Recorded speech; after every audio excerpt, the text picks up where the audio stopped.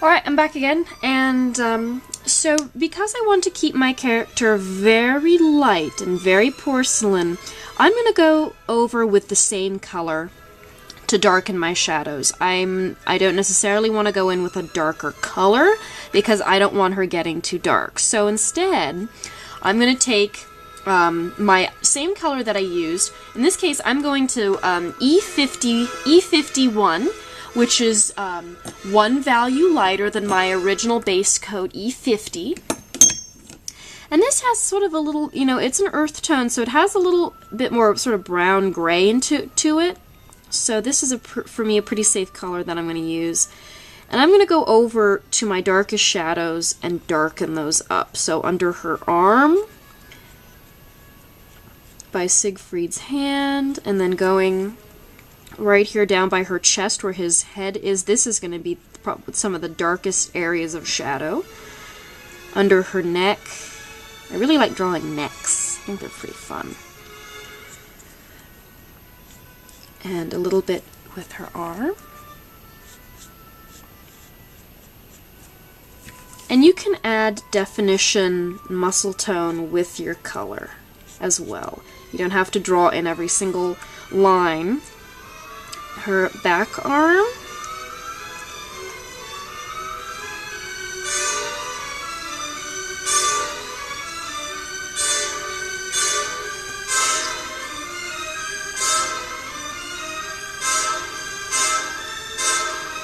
As I do her hand, I'm continuing to remember where the light source is. And when I work in these tiny areas, I just dot color. So I hopefully don't go too far over the lines, but that does happen, especially if you drank too much caffeine, too much coffee this morning, like I did. And so I'm going to go back to I want to define her arm muscles a little bit more, so I'm going to go back to my E50, my original base coat, and I'm going to add just some definition in there.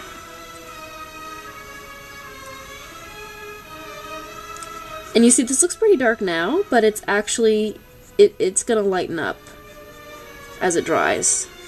And you can also go back over what you did to help blend the colors together a little bit. So, and by using this very light color, it's almost acting as a colorless blender.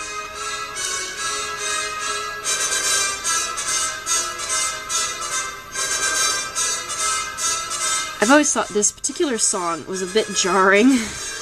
I've never really liked this one. Tchaikovsky did some very pretty intense songs with quite a lot of dissonance in them. I was continually surprised. Okay. Now, I do want to add a little bit more depth to some areas, just a few. So I'm going to go in with my YR00. So this is a couple values darker than my YR000. It has fewer zeros. So I'm thinking about the darkest parts of my figure.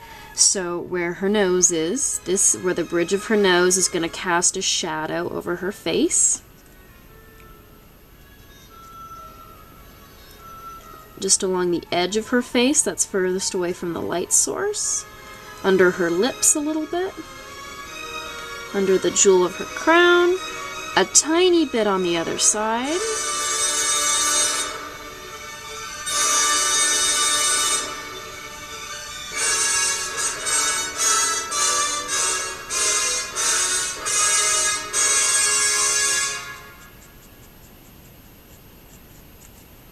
Under his hand, this is quite dark.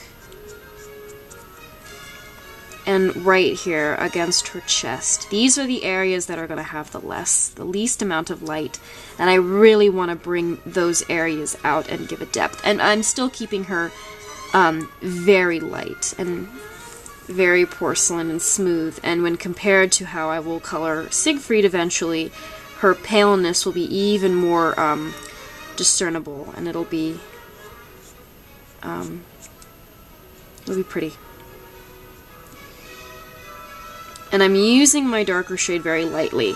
Now generally when you color and you want depth in your piece, you want to be a little bit more liberal with your shade, like I said before. But over time, once you start refining your technique, and especially your characters, you'll sort of learn how much is enough.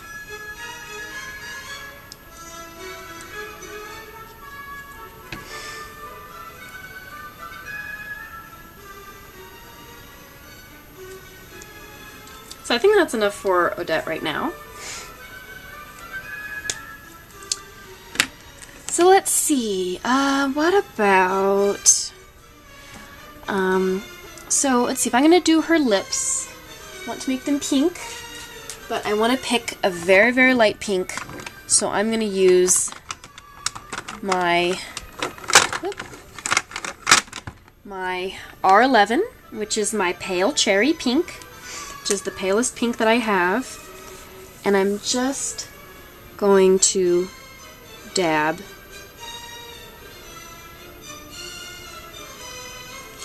Now, when you work with a color when it's very wet like that, especially on a small area, it's easier to blend when it's still wet.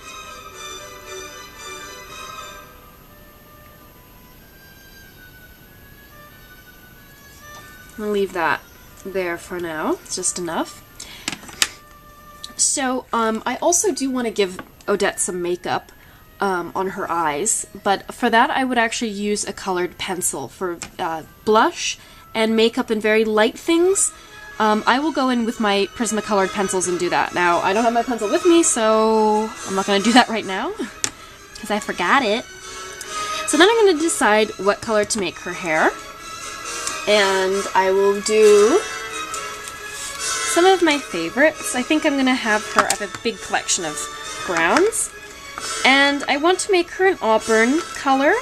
So when you do hair, you want to start a little paler than you would expect, than what you want to end up with. So I'm going to use my pale sepia, YR24, and I'm just going to start. There's not a lot of hair here, so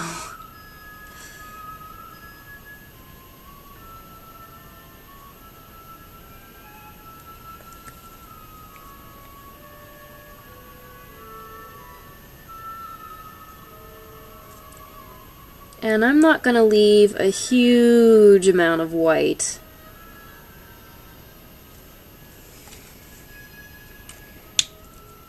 I really like that color, that's very pretty. So I'm going to move on to something just a teeny bit darker. So, let's see, I'm going to move to my chamois color, E35, chamois, and as you work with your markers, you will get to know the colors, and you will eventually figure out what colors go well together.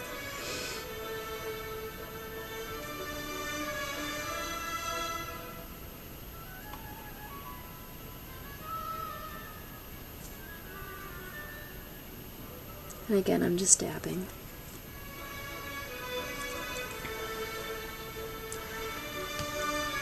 And you can see I don't really like that huge amount of shine there, so I'm going to go in again with my pale sepia, and I'm just going to cover that up because I don't like it. This isn't pure anime, so I don't do a whole bunch of hair shine. And I do want to give a little bit more depth to her hair, so I'm going to move to, let's move to my caramel, YR14. Caramel, and just add a little bit more